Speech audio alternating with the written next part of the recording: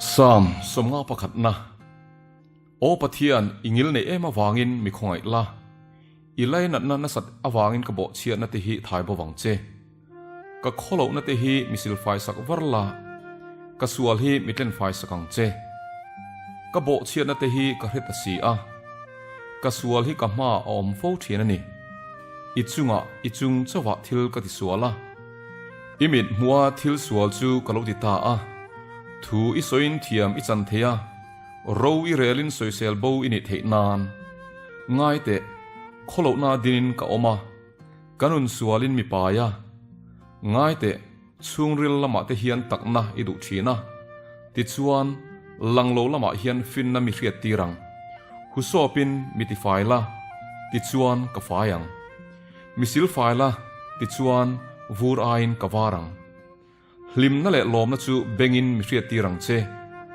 iru ti tle te hi a hlim thei nan ka sual na te laka hian I hmai thupla ka kholo na zong thai bo wang che o pathian keima a hian thinlung thiang hlim tak siam la ka ko chunga hian tharau dik tak siam thar le ang che I hne na ta hi mi pai bo su la I tharau thiang lim hi milak sak su ang che I mi chandam hlim na chu mi pele la tharau ti nuamin mi chel rengang che chuti chuan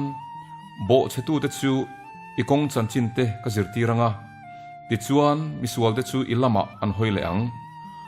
o pathian nang mi chandam tu pathian thisen chuana te laka mi chan himang che ti chuan kalei hian I felna thu hilim takin hla a asa ang olalpa nangin ka mui hi hongang che ti chuan kaka hian I fakna chu a hret tir don nia in tho na chunga lom na inei si lova chuti ni su sela chuan ka pe ang halral thil han chunga lung oi na re inei love pathian du zong in tho na te chu tharau lung chia hiani o pathian thin lung chia le in chir ngoi hi musit lovang idu zong takin zai on chunga thil tha ti la Jerusalem kul chu remang che chuti chuan felna in thoi na te chunga lom na inei to anga halral thil hlan le halral pum hlan chunga chuan chuti chuan I mai cham chunga chuan bong pa te an hlan to ang